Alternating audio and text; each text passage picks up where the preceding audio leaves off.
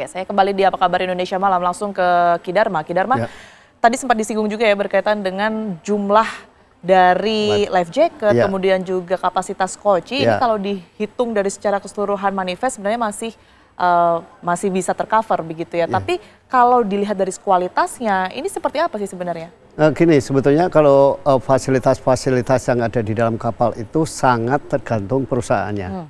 Jadi mungkin perusahaan yang tenggelam kemarin cukup memperhatikan aspek keselamatan minimal dari life jacketnya dan skoci ya. Tetapi banyak juga kapal-kapal, terutama yang daerah pinggir-pinggir sana, itu seringkali mengabaikan aspek keselamatan itu. Jadi saya kira kesadaran untuk menciptakan safety culture di dalam perusahaan itu belum banyak dimiliki. Memang ada beberapa perusahaan di Jawa Timur sana yang selalu memperoleh penghargaan dari perhubungan mengenai pelayanan prima utama ya. Nah itu semua aspek keselamatannya itu dipenuhi. Tetapi mayoritas perusahaan adalah seringkali mengabaikan aspek-aspek keselamatan itu.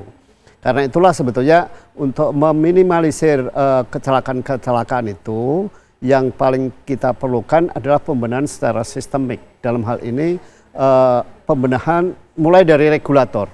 Jadi saya kira kita perlu meningkatkan kapasitas regulator. Ya, karena kan menjadi pertanyaan juga bagaimana bisa mungkin kondisi kapal yang kurang baik ini masih terus bisa berlayar secara legal. Itu kan tergantung regulatornya. Kalau regulatornya memiliki kompetensi yang baik, maka tidak akan terjadi seperti itu. Karena itu pembenahannya itu ya harus dari regulator. Kapasitas regulator dari pusat sampai ke yang di lapangan itu harus dibenahi. Sehingga mereka bisa tahu kompetensinya.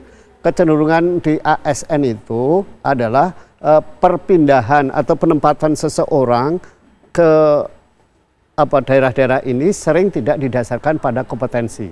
Padahal untuk menjamin keselamatan angkutan laut misalnya atau angkutan perairan itu butuh kompetensi yang tinggi. Karena itu mestinya tidak boleh sembarang orang katakanlah latar belakangnya entah dari darat apa tiba-tiba ditempatkan di laut atau di perairan yang tentu regulasinya agak berbeda. Karena itulah saya kira pemerintah itu harus membenahi di situ. Itu satu. Kedua, pengawasan itu jangan hanya berdasarkan dokumen. Jadi kalau dokumennya, oh ini sudah terisi, tapi harus dicek di lapangan. Jadi saya kira kita harus meningkatkan pengawasan juga di lapangan. Teman-teman yang ada di lapangan dalam hal ini aparatur negara, itu harus mengecek ke lapangan. Apalagi sekarang juga ada kecenderungan pengangkutan bahan B3 misalnya lewat kapal, itu kan juga harus dipastikan ini aman atau tidak. Nah itu semua nggak bisa hanya berdasarkan pada dokumen, tetapi harus dilakukan di lapangan. Berkaitan dengan pengawasan, sebenarnya kalau Anda lihat seberapa besar sih kecelakaan-kecelakaan kapal ini disebabkan oleh satu human error, kemudian juga SOP yang tidak berjalan dengan baik begitu ya, ataupun sudah berjalan tapi semacam ada pembiaran-pembiaran untuk melakukan aturan tersebut tidak sesuai dengan apa yang semestinya. Rasanya kalau kita bilang human error agak terlalu sederhana. Tapi kalau saya lebih kepada sistemik gitu. Karena apa? Karena kita paham ya bahwa angkutan air, laut, penyeberangan danau, sungai itu memang kurang banyak memperoleh perhatian. Termasuk juga dari para pengamat dan jurnalis. Karena apa? Karena tempatnya jauh dari kota gitu. Beda dengan misalnya angkutan perkotaan kereta api adanya di Pulau Jawa misalnya. Kalau pesawat itu yang naik orang kelas menengah, jadi begitu kecelakaan sedikit pasti memperoleh perhatian tinggi. Tetapi kalau pelayaran, padahal secara data, mohon maaf saya potong, secara data ini sangat-sangat kecilkah memang pengguna dari transportasi laut ini atau bagaimana? Oh enggak, justru karena kita ini negara kepulauan, yang terbanyak saya kira justru pengguna angkutan air. Angkutan air itu bukan hanya laut ya, tapi juga ada penyeberangan danau. Nah itu kan sebetulnya regulasinya mestinya sama, regulasi keselamatannya itu sama gitu ya. Yang beda itu manajemennya gitu. Tetapi aspek-aspek keselamatannya itu harus sama. Ada baju pelampung, ada skoci, itu harus ada. Jadi sebetulnya kalau kita lihat populasinya, pengguna angkutan air itu jauh lebih banyak karena di luar Jawa sana perhubungan antar provinsi, antar pulau juga. itu menggunakan angkutan air, tetapi seringkali karena kurang memperoleh perhatian, ya kurang dapat expose. Baru ketika ada kecelakaan seperti ini, orang disadarkan.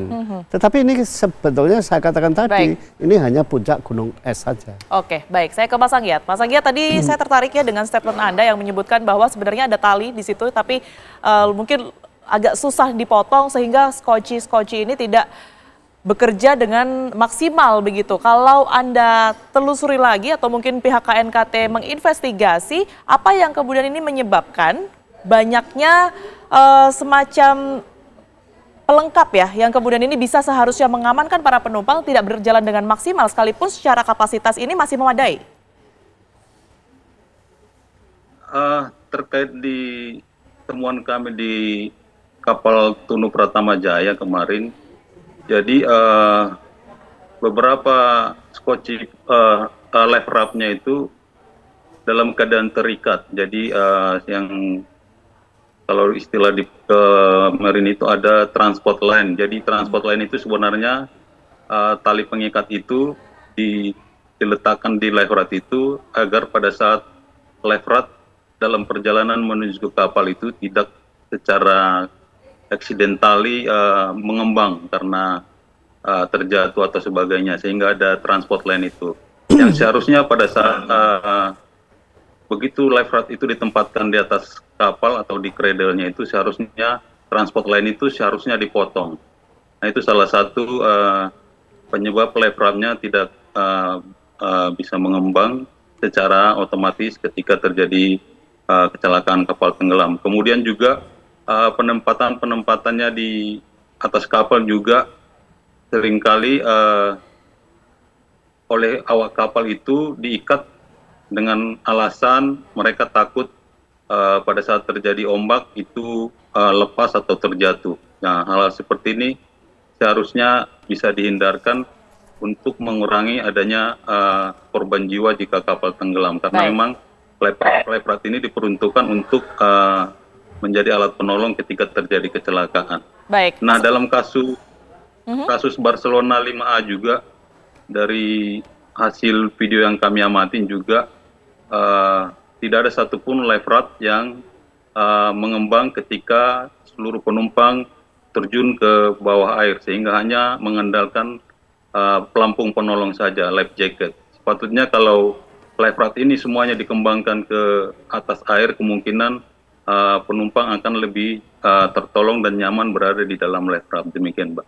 Baik, untuk memaksimalkan upaya dari KNKT mencari sebab ataupun juga alasan ya mengapa kemudian ini hal-hal yang tidak diinginkan ini terjadi, apakah nantinya bangkai kapal yang sudah ditemukan titiknya, bangkai kapal Tunu Pratama Jaya ini Mas, ini akan diangkat ke permukaan untuk memudahkan proses investigasi? Untuk itu Mbak, mengangkat kerangka kapal ini sesuai dengan peraturannya merupakan kewajiban dari pemilik kapal, Mbak. Jadi kewajiban pemilik kapal untuk mengangkat bangkai kapal tersebut. Nah, jika memang itu akan dilakukan oleh pemilik kapal, tentu saja juga kami punya kepentingan untuk menyaksikannya juga, Mbak. Karena memang ada isu beredar sebelum kapal tenggelam bahwa ada terjadi kebocoran di kamar mesin.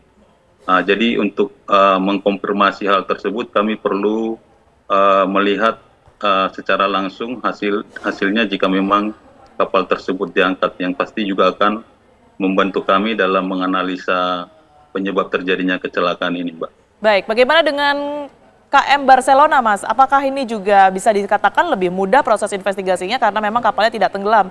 Tapi kan memang kondisinya sudah tidak mudah lagi begitu ya, terbakar, bahkan hampir secara keseluruhan begitu.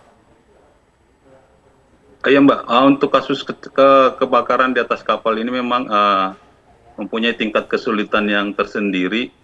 Apalagi kami sudah mengamati juga dengan diskusi kami dengan tim tadi bahwa bangunan kapal itu sebagian terbuat dari fiberglass, sehingga pada saat kebakaran itu bangunan tersebut otomatis akan runtuh menimpa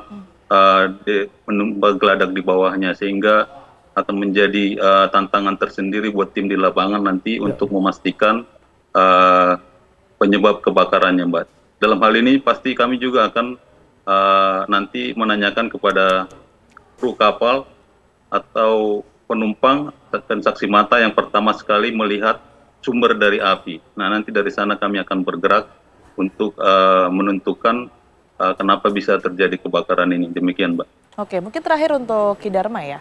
Kalau melihat apa yang sudah dilakukan pemerintah, ini seberapa sering sebenarnya pemerintah ini melakukan semacam sistem kontrol ya dan juga inspeksi rutin berkaitan dengan transportasi laut? Ya, kalau mestinya ya harus rutin. Tapi yang menurut saya kalau mau membenahi adalah soal aspek bisnisnya harus diperhatikan. Artinya bagaimana operator itu dijamin bisa untung sehingga dia bisa melakukan pemeliharaan kapalnya. Itu satu. Kedua, pemerintah juga sudah saatnya memberikan insentif pada operator-operator yang berinvestasi untuk keselamatan. Jadi operator-operator yang sudah berinvestasi untuk keselamatan itu diberi insentif, entah bentuknya pengurangan pajak atau apa gitu, tapi orang menjadi terdorong supaya memperhatikan aspek keselamatan. Yang terakhir ini saya kira yang penting itu adalah penyesuaian tarif.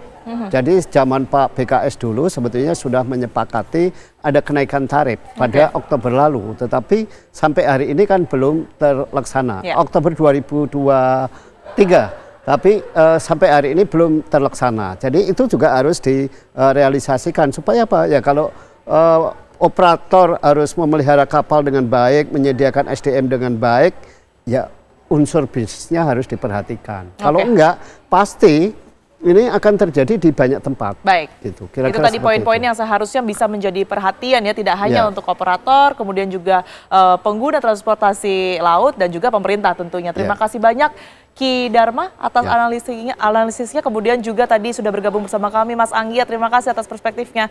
Kita tunggu bagaimana kemudian ini hasil dari investigasi dari KNKT. Terima kasih semuanya, sehat selalu.